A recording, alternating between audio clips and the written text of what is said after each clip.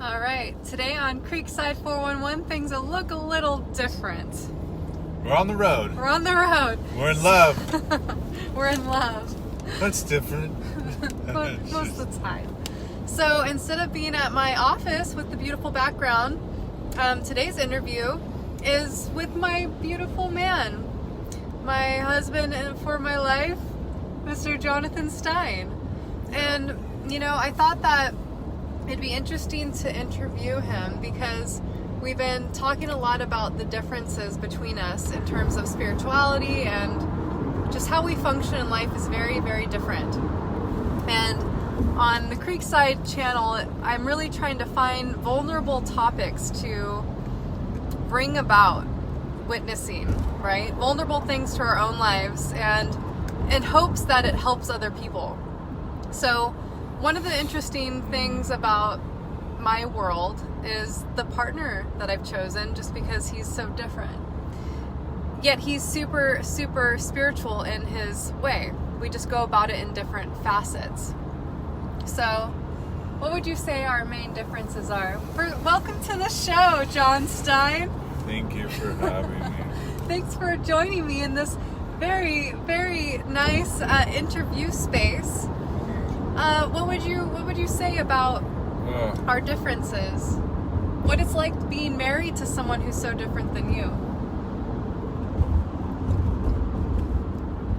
It's like stepping into a hot spring that's way too hot for your preference, and it's super painful and really uncomfortable for a little while. But then you end up getting exactly what you came for. So that's how. Just like the healing. Yeah, when you sauce. come into yourself and you get the little head trip and you get the relaxation point and that meditation of release and letting go and just embracing the burn and the pain and the discomfort, and it's excellent, but it's horrible before you get to that point.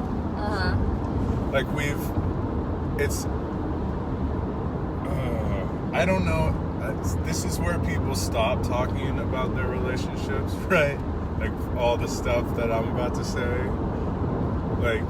We've had the worst hatred and rage towards each other on a dozen occurrences throughout our reign, and I can honestly say both of us did not want to continue doing what we were doing. Yeah. At multiple stages in our relationship, for not small periods of time. We always came whimpering back with our tails between our legs, begging for each other's acceptance for lifelong eternity of happiness and love. But there were times where it was that was the last thing either one of us wanted to do. Yeah. Because we were so different. We were so frustrated, and we could not even wrap our heads or begin to understand why one person did something or said something or reacted in a particular way. Yeah. Because we were so different. But for that's what made it good in the end. So here we are. So we've been together for 10 years. We have 2 children who are 5. And so... both of them are 5. Yeah, both of our children are 5. And we've gone through a lot of different renditions of being in a polyamorous triad, to being in an open relationship that then crushed us apart. So now we're just doing the monogamous thing to take out as much of the heartbreak and pain as possible in our lives. And it's working out for us right now. But I'm really glad we did that too. Yeah, we learned a lot. That's what I mean. This stuff, I think, I don't know, maybe some people share this stuff. Whenever I get to this point in people's in a conversation with people describing their own relationships, they choose not to share such things. But you might want to speak up a little bit, just because we don't have... I wanted to go pick up a mic, because I feel like this is a special call that I'm interviewing my man, but we didn't get a chance to do that because we're on an adventure. Special call that we're getting along today. Yeah, we're getting along for this call. Yeah, right.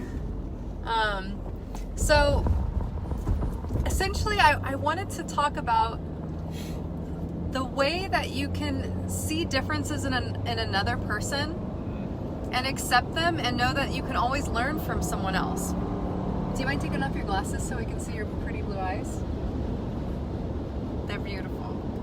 So we were having this deep conversation recently about social media and technology in general. So Jonathan, he's a full Luddite, and it's the reason I fell in love with him. He's so earth connected. I mean, Mama Earth just really holds him and protects him, and it's beautiful. And I'm more of like a celestial connected human, where I'm connected with my star family and the Galactic Council, and I pop in and do some work as I can as a human right now. But he's fully in the earth, which is really healthy for me, because it reminds me that there's I'm here on the earth to do things. Because a lot of times I get really caught up in my own mental world, and I forget about little things like cleaning the house or the dishes, or little things, baseline things that you need to do for being a human on the planet. And so that's our biggest crux in our relationship, like the daily issues, is that I'm super in my head and I'm building worlds for the future, but John is so present right now. He's like, well, what the hell are you doing? Because I'm building stuff right here and right now. And for me, I'm like, yeah, but I'm building the future. Sarah, your sister's on. We're doing a live right now. Usually I interview from Zoom and then I plug it in through Instagram and then YouTube. So today's a little different on all occasions. So we've been talking about, for me, the use of social media as a spiritual aspect, by being able to connect with people and from around the world, right? Sharing your own unique vibration, story, intellect, and being able to reach people and change lives that way. Whereas for John, he's like, none of that matters. The technology is going to crumble, and what are you going to have? Well, who knows? So I want to hear your perspective, because we're using a platform right now of social media to get this message across. So because many people like you don't actually get to put their message into the world because you're so earth grounded, this is your time where you can share your message and your truth around how social media is not the best. Sure. It's a teaser. But what if we were all sitting around a fire right now on top of a mountain, talking, having the same conversation? It'd be so much better. Well, that would be awesome. Well, why not make it awesome? Well, you can, but to me, it's about the frequency in which you can transmute information and connect via that information. Yeah. You can do it, I think, a lot faster through technology than you can physical reality. A lot faster. What's the crunch for time? Well, for instance, your sister's watching this conversation right now, whereas she lives in Virginia. We only get to see her once a year, sit around the fire, the proverbial fire, right? Yeah. So, in this instance, Sarah's with us. Yeah, totally. In this conversation. She's not a participant right now. We can't hear her or see her. Yeah. But she's kind of like a fly on the wall observing our reality. And we're feeling her presence. True. Okay. So where do we go from here? here? I'm not trying to make you a believer as much as it's important to see each other's viewpoints, right? Perfect example is, yes, this exists. We're having this moment and having this experience, but where do we go from here? What's the evolution from this connection? Which connection? Me and you? No, us and them and us. Well, I guess how I see it is that people will write me sometimes that have an experience from these talks. I've been doing this for, 6 weeks now, and so every week on Thursday I'm doing a video. And generally every week I have at least one person that writes me and says, whoa, I just had this huge transition in my life from your words, and I was touched by that, or seen by that, or I feel held right now. And for instance, a lot of people don't talk about the shitty parts of their relationship. And a lot of people, I don't think, choose another partner that's so very different from them. Or, I don't know, I guess it does happen a lot, but maybe they don't see the beauty of that. They aren't able to witness how there's... Rein that in more. What, the beauty of it? Yeah. Of us? Yeah. You feel like that every day? Well, I feel like we're getting better at appreciating each other's differences, or at least to like toot my own horn a little bit. I think I have a really high capacity for being able to put myself in your position a lot, to understand your viewpoint on things. But I don't often feel like you do that for me. Like when we were having the talk about social media differences, I was going into your perspective being like, wow, you're like a Jesus right now, speaking really important truths, and my truth is also my truth.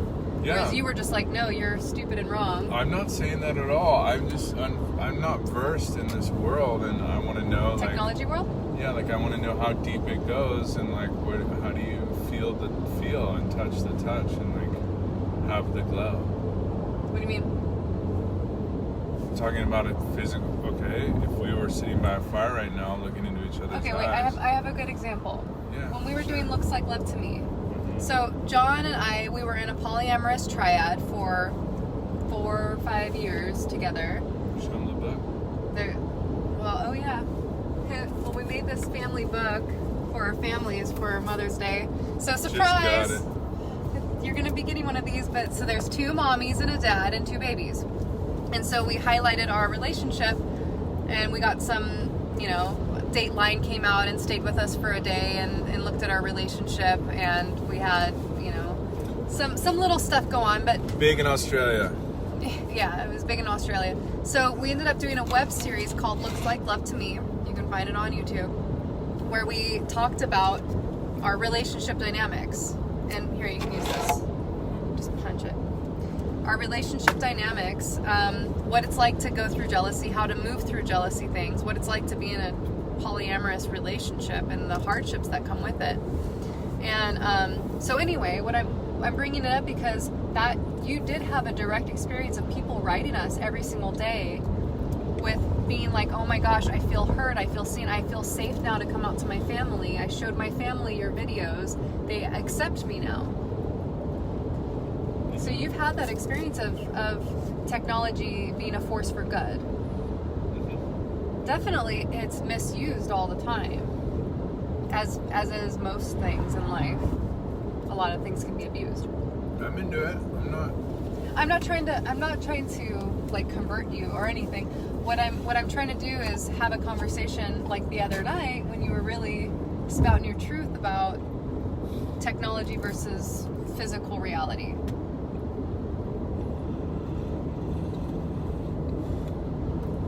And our differences. It's one of our differences for sure. Yeah. Okay, so if you don't want to talk about it, or if you don't have anything to share, it's fine. We could sit here and tell each other that the other one's wrong. No, I'm not trying to tell you you're wrong. That's the thing. Okay. See, okay, like in the sense of, for instance, this often happens in our relationship where a problem arises or a dissonance, and for me, I'm like, ooh, it's a way that we can connect. And so right now, I'm actually just trying to understand his perspective better. He thinks I'm trying to... Here's what I think it's a waste of time. I think it's a distraction from the present moment. Technology. I think I lose 6 to 7 hours of your attention, your energy, and your frequency to technology every single day of a relationship. Mm-hmm. Because I'm creating... Do the math. Stuff. Well, creating stuff that you think is important, but maybe your partner and family feels like it's a loss for them. Yeah. I do. Yeah, I can definitely feel and understand that.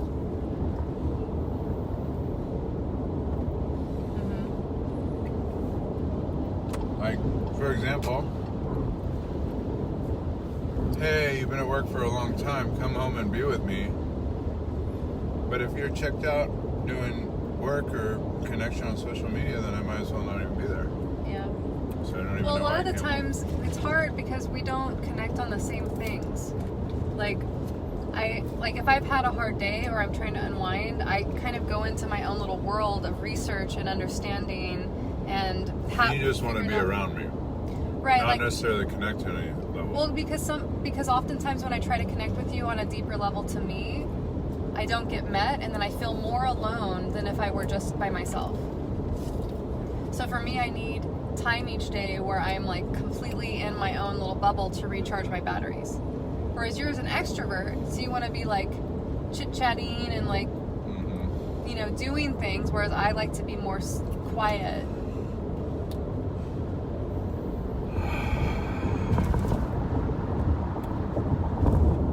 challenging and rewarding being with someone that is so different than myself.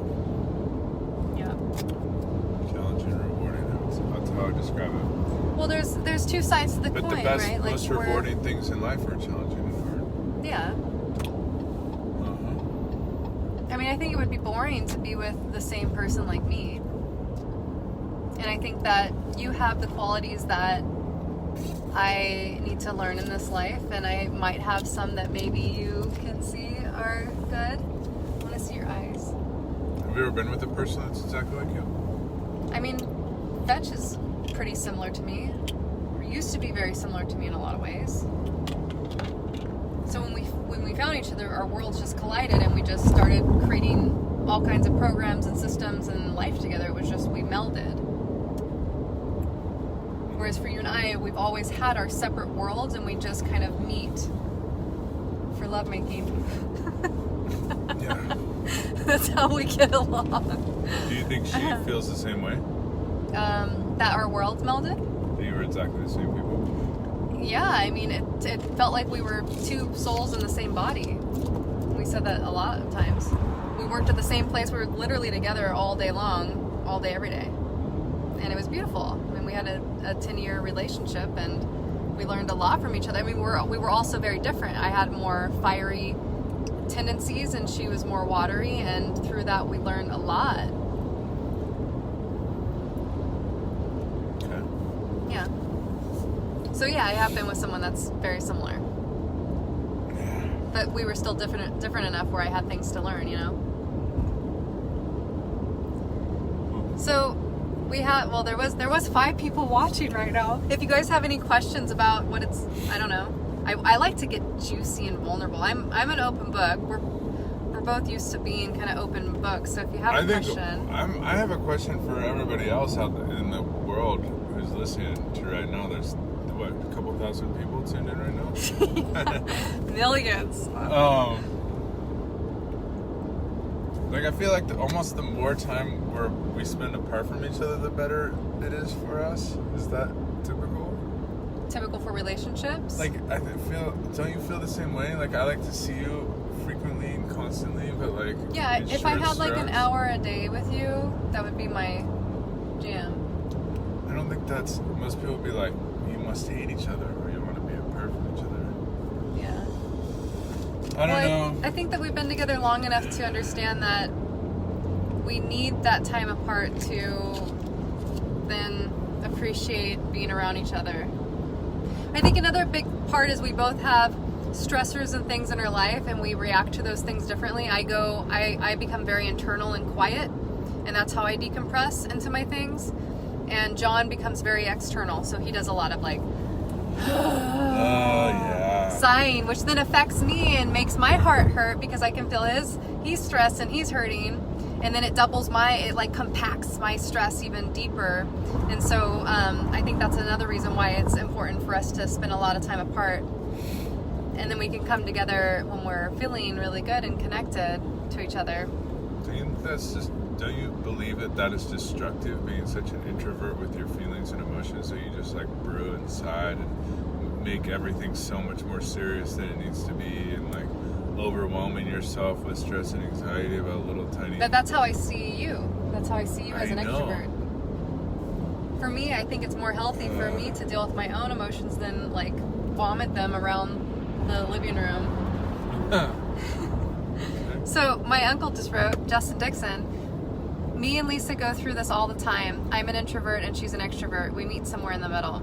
And that's important, right? Like, I would literally never do social things. Like, you know, we're going somewhere right now. I generally prefer just to be at home. And so I'm actually going somewhere because of John. Aww. And I don't know what I guess you get out of me being an introvert or being with an introvert. I get your brain. You do? I like your brain. You do? Yeah, it feeds me a little bit. Oh, I didn't know if you liked it. What do you like about my brain? I'm just a spectator. What about my brain helps you, though? It would be maddening to have such a thing in my skull, but it's enjoyable to talk. It's enjoyable to you think of, I mean, the whole cosmic star, planet, people. I mean, it's entertaining, right? It's like Star Trek or like in human flesh. You know, like I could just be like, "Hey, what's up with the stars, Melinda? Tell me about your connection." Your mumbles every night in some other language talking to the council. Tell me about that. It's like cool. Let's dive. My light language? Yeah, let's chat for an hour or two about some planetary shit that's going on. So, I love it. It's great. So what he's talking about is the past, I don't know, almost a year. I had this, or I guess 6 months ago, I had a near-death experience when I was 15, and then I had another one recently about 6 months ago. And since that one, I like fully connected with the world that I'm in. It's like an 8th dimension world with the Star Council, and part of my work is needed. And so they were trying to take me off the planet, and I was fully speaking in light language, like telling them no, that I needed to still stay on the planet. Days of conversation. Days of this no idea what she's other talking language about. Who she's talking to. And I'm speaking it fluently out loud, but I don't know how I learned it. It's like, I guess speaking in tongues is how you can say it in other religions, but now probably 4 times a night I wake up speaking light language, and when I wake myself up, essentially what it is I'm saying prayers to the planet, either prayers to certain situations I might be going through, or prayers for humanity right now and what we're going through.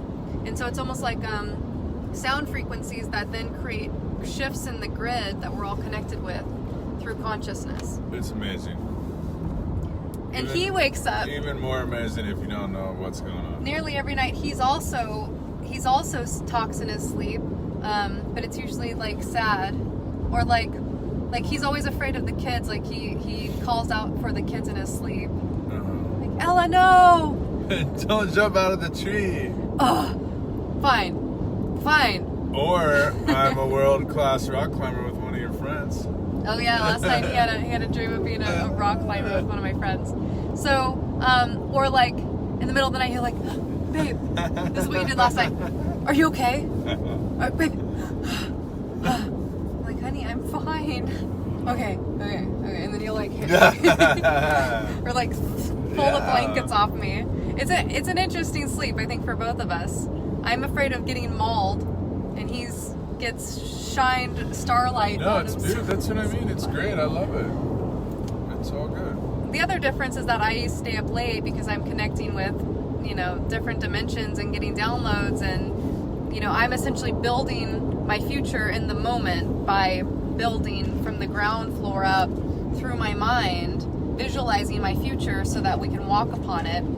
And he's taking care of the physical existence right now. Why do you think people operate it either nocturnally or during the day? Why do you get mentally stimulated and spiritually enlightened in the night?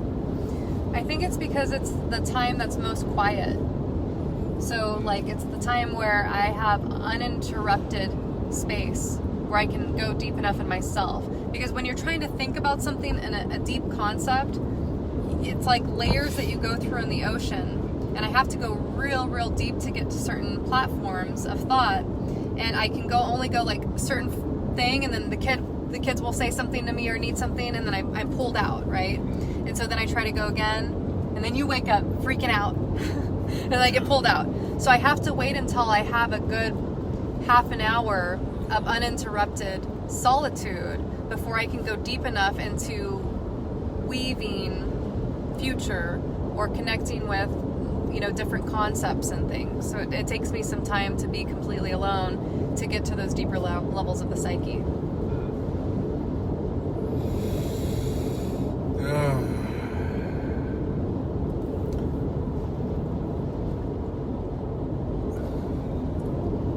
I enjoy the fact knowing that we're going to be together forever. Yeah? Yeah. I don't know why I wanted to tell you that. I mean, we made a contract on this life, at least I remember it. I met him when I was traveling, because part of Contract? Yeah. I've talked to you about this before. I saw him on a different planet. I was essentially helping planets to be able to almost like space travel. And so part of my role out there in the galaxy is to open up portals for different solar systems to be able to jump through. And so I had landed on his planet somehow, or connected with his being on some planet that's very, very solid, you know, kind of like what you would consider to be Mars, right? Very like masculine, you know, physical, very solid thing. And I was such a like star being, like hardly physical at all, that I was fascinated by him, and I found him very attractive. His energy was very attractive to me. His energetic signature that I knew I could learn from, that I knew that I needed to come into a physical body and really learn physicality, like physical realness, solidness. Still working on it. Still working on it. But your contract with me is you wanted to taste the cosmos through me. Yeah. You wanted to touch starlight, and you wanted to touch consciousness. Give it to me. And so you have to, because I'm good at knowing that I have things to learn from you, but maybe you can also flip the coin a little.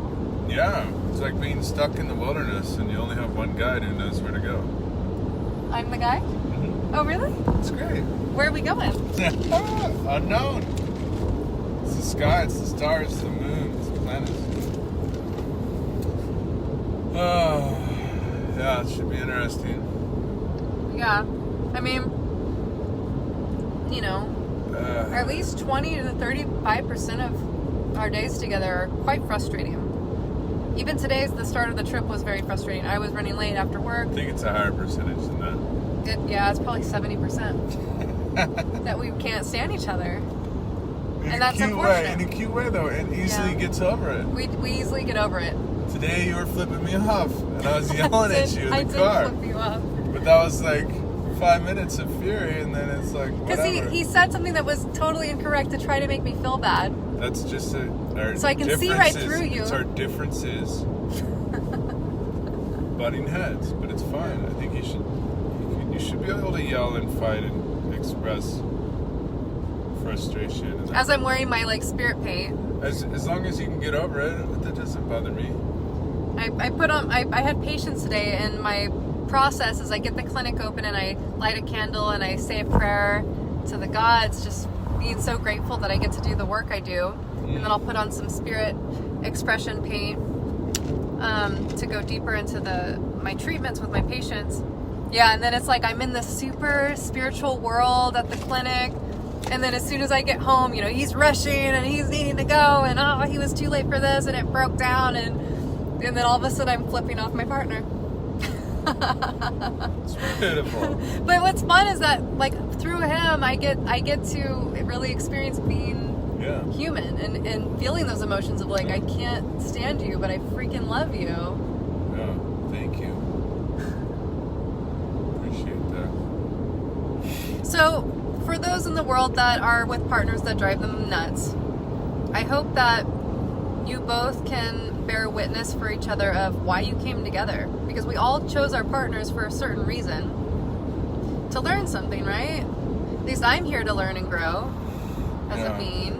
John is here to be, which also helps me be present. Like his whole spirituality. Oh yeah, that was another thing I wanted to go into, is our spiritual differences. Like how we touch spirit. I do it through like my third eye, right? Through seeing beyond the third dimensional veil of just the small fraction of light frequencies that we can see with the human eye is like this big, and the ones that we know about, you know, the spectrum is much bigger. So for me, I'm always looking beyond what we can see with these senses, whereas John, he's very in this like center of the earth. Yes. Going to the center of the earth. Right. So our spiritual practices are different in that way, where he goes deeper into the earth, whereas I further connect with out there. So I think we're good anchors for each other in that way. Yeah. It's the slogan, longevity. I mean, it's taken us 10 years to get to the point where we recognize our patterns, and even though... Or even accepted the fact that we're going to stay together. Right. Yeah, it probably took us 8 years to get to that point and be like, okay, I guess we're going to just stick this one out. I think you'll stick around. Touch and go before that point. It was hard. But not, I don't think by any of our choices, right? Not our choices. I think every 3 years we go through a huge shift. An intense upheaval of like, wow, you're so different than me, and can I stand breathing together with you on this planet any longer? So beautiful, though. It's really cute. Why? Because it's real, and that's romantic, right? The flower and the poison and the death, like that's beautiful. I think so. Yeah, it's definitely a choice. You have to choose discomfort. You have to choose feeling alone. Like for me, I had to consciously realize, like, I may just feel alone when I'm with my partner. And that's so bad, right? Like you see those sayings of... Well, that's what I'm talking about. 6 hours. I lose you for a huge swath of time that you're feeling inspired and wanting to pursue this thing that excites you. Yeah, my mind excites me more than But I have to accept the reality that reality. I'm not the thing that excites you. Oh. But that's okay. I like that. It's cool. It takes the pressure off. Yeah, I'm just hanging out, chilling. I'm the creek next to the field. That's like, I'm focused on my food and my soil and my mycelium, but I always know that you need water. And I'll be there. I might be sure that I drink water every day. overlooked. I'm overlooked, but it's like you're still important. That's cool. Aww. I'll take that. We're passing Dixon Town, Uncle. So my uncle, Justin Dixon, just said, I love you guys. Thank you for sharing your thoughts. It helps put relationships in good perspective. It's good to analyze and speak out loud about feelings, emotions, and views. It helps us figure out who we are and how to better adapt to one another. Truth. Yeah. From my own blood. Spin the truth. Yeah, I think it's important that we understand that we're consciously choosing our partner, and therefore we have to consciously choose ourselves, right? We have to understand what it is that we're bringing on the planet, understand what our partner is bringing on the planet, and with that comes that shadow side. So I bring a lot of cosmic energy to our relationship, but the shadow side is I'm often not available physically, emotionally, spiritually to him. Or anyone. And he, and he's so physically rooted that as soon as I start telling him, like, I'll be like, oh, I had this really major experience happen. And he'll say, tell me about it. And as soon as I start talking, he falls asleep, literally. Or he'll, like, turn over and, like, start snoring. Or, it's just like we just don't resonate. And that's okay. With certain things that... I think that used to be important for me for another to recognize, but I think what's important with relationships too is what needs do you have? What needs can you get met through your partner? And the other needs that are solid that you absolutely need in a relationship, how can you get those needs met otherwise? And this is what we learned through polyamory too, is like, well, you might want to go dancing every week, but your main partner might not want to go dancing. So we have to do that, though. Dancing? Yeah. Well, you keep saying that. I know. So then... But it's important that you don't hold it against me and know that one day it will happen. I mean, I would rather, like, sit down and read a book with you. That would excite me more. But you're very physical. So I feel like I have to meet you on your plane of physicality, but that you don't really try to meet me on my plane of mental and intellect. Compromise. Well, exactly, that's what I'm saying. And learning, compromise. Like you said, like we were talking about earlier, the most important thing is that we're both trying to find and honor the other person's requests and needs, and that's, as long as that's happening, that's great. You're on the right track. Yeah. Anyways. So, anything else? Any final parting words? It's funny, this conversation is, what this is bringing up is, so my father Gary Stein, some of you know, quite unique and quite amazing in its own special way, his own special way. And bless them, change me keeps coming up. He says it all the time. It's like his parting words. Hear it a million times in your lifetime if you're close to him. But it's true in this sense of like, accept them for whoever they are. There's a 6-minute slowdown in 6 miles. You are still on the fastest route. Cool. Good. But you have to do your part to do your work and change yourself. And it's honestly, you could go about your whole life on the entire planet that way of being like, well, what can I do to change the situation, or how could I do something better? How could I try harder? And that's ultimately the only thing that's going to help anything. So, Yeah. good job, Dad. Guess Yeah. it makes sense. And you know, there was many years in a relationship where I felt not met in terms of, I felt like I was doing a lot of the work of growing and changing or researching. For me, it was like, oh, I'm researching about how to help us. So for me, I felt like I was doing something, and I was getting resentful, feeling like you weren't meeting me. So bless them, change me, I think only goes so far when you're in a relationship with someone for 10 years. Like, if you're constantly being like, bless them, change me. You both have not, to embrace it, though. That's the thing. It's just like... Right, yeah. Well, both partners have to be willing participants of change and growth. Well, of course. Because last week when we had this conversation, you were like, I'm not growing, I'm not changing. So you should just get used to it. Whoa! Well, that's what you were saying. And I was like, Probably well... not those exact words, but yeah.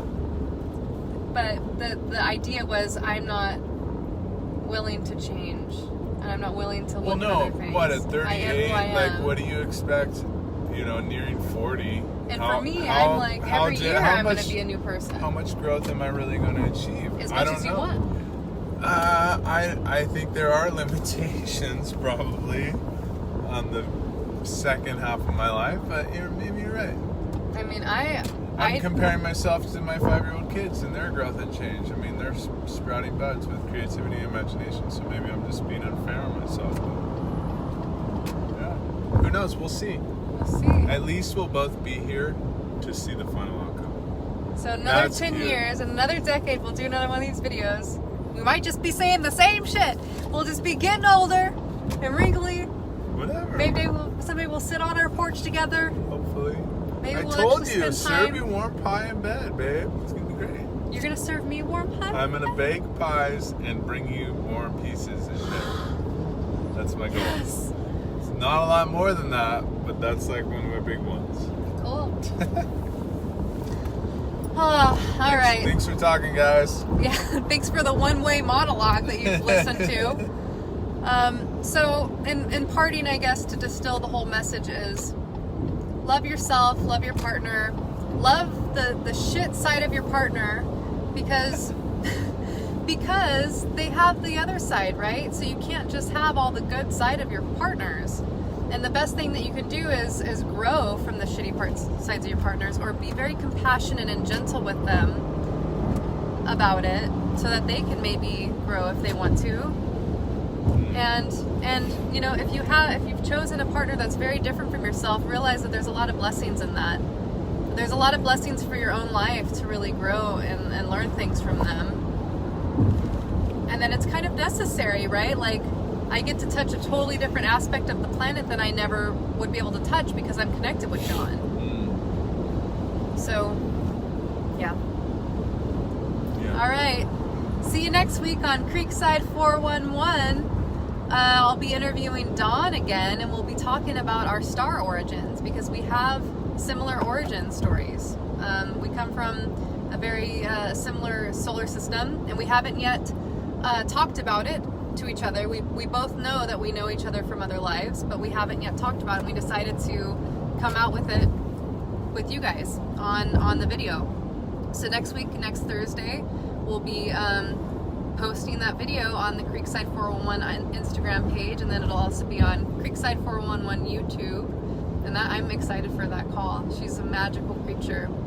And yeah. So thanks, my love. Thanks, honey. Okay, bye.